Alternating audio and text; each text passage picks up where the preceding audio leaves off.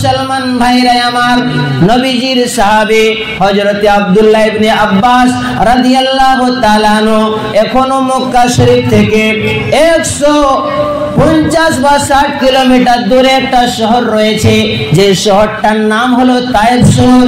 সেই তায়েফ শহরে একটা মসজিদ রয়েছে, সেই মসজিদের নাম হলো মসজিদে আব্বাস।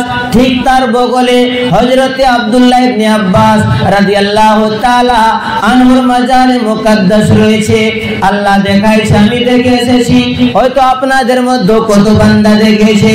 হযরত আব্দুল্লাহ ইবনে আব্বাস রাদিয়াল্লাহু তাআলা আনহুর দরবারে একটা মানুষ চাদর উড়ে নিয়ে হাজির হয়েছিল, আরজ করেছিল, আব্দুল্লাহ ইবনে আব্বাস, আমার বিবির ইন্তেকাল হয়ে গেল, আমার বিবি এই দুনিয়া থেকে চলে গিয়েছে। হযরত আব্দুল্লাহ ইবনে আব্বাস রাদিয়াল্লাহু তাআলা আনহু ডাক দিয়ে বলে, ওরে বাবা, এই দুনিয়াটা তো থাকার জায়গা না। আমার দাদা ছিল, দাদা যখন চলে গেল, আমার বাবা ছিল, আমার বাবাও চলে গেল, এখন আমি আছি, আমিও একদিন চলে যাব, এরপরে আমার বেটা থাকবে, এই দুনিয়াটা থাকার জায়গা না।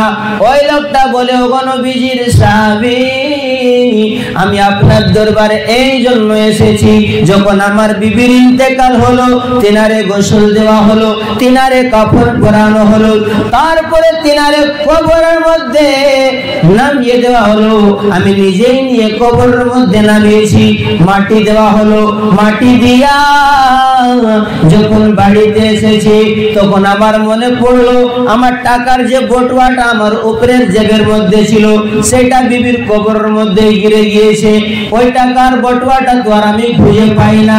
আমাদের গ্রামের যিনি ইমাম সাহেব ছিলেন, ইমাম সাহেবকে জিজ্ঞাসা করা হলো মশলা, যে ইমাম সাহেব কবরটাকে কি আবার খোদানো যাবে?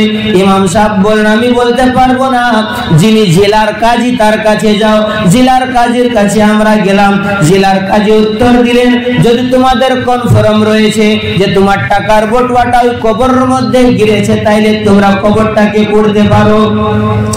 এই কথা শুনিয়ে আমরা কবরটাকে করলাম, মাটিটাকে সরাইয়া দিলাম, লাকড়িগুলোকে সরাইয়া দিলাম, কবরের নিচে নামবো, আমি কি দেখি রে, যে বিবি আমার মাথার মধ্যে কত রকম সাজিয়ে তেল লাগাইতো, কইবার চিরন করতো, সে আমার বিবির মাথার মধ্যে বিষাক্ত সাপ লটকে রয়েছে।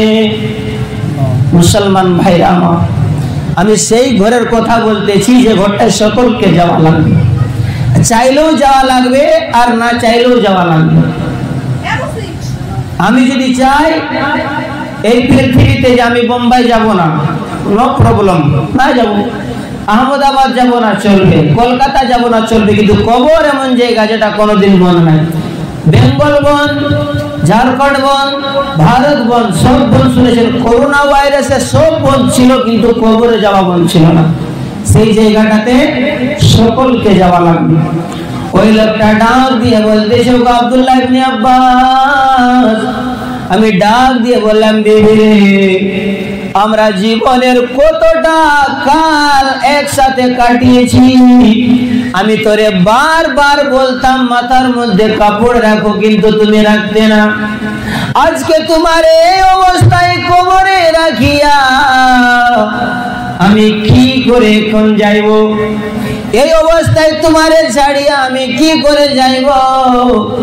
আমি দেখি আমার বিবির পেটের মধ্যে একটা আগুনের বক্স রাখা আছে, আগুনের বাক্সা রাখা আছে, আগুনের গোলাগুলো তার মুখের মধ্যে দাখিল হইতেছে। আমি ডাক দিয়ে বললাম, বিবি রে, আমি তোরে কতবার বলেছিলাম, এই মুখ দিয়ে যদি কোনো মহিলাদের কোরআন শরীফ জোরে পড়া মানা থাকে, তাইলে কি তার জন্য গালাগালি করা, চুগলি করা, গীবত করাটা কি জায়েজ থাকবে? আমি তোরে কতবার বলেছিলাম এই কাজগুলো করিও না, তুমি শুনলে না। এরপরে বলো আমি তোমারে কি করে এই অবস্থায় ছেড়ে যাইতে পারি। মুসলমান ভাইরা আমার কিতাবের মধ্যে লিখতেছে ওই লোকটা হযরত আব্দুল্লাহ ইবনে আব্বাস রাদিয়াল্লাহু তাআলা আনহুকে ডাক দিয়ে বলে হুজুর আমি বিবির মহব্বতে ওই সাপগুলোকে ধরে হাঁটাইতে চাইলাম, ওই সাপগুলোকে ধরে ফেলে দিতে চাইলাম। যখন এই সাপগুলোর উপরে টাচ করেছি সঙ্গে সঙ্গে আমার দুইটা হাতের 10টা আঙ্গুল কেটে সেখানেই ঘিরে গেল। এই বলে লোকটা যখন চাদর থেকে হাত বের করেছে কি দেখতেছে তার 10টা আঙ্গুল গায়েব রয়েছে। ব্রাদারান মিল্লাত ইসলামিয়া মনে চিন্তা করেন সেই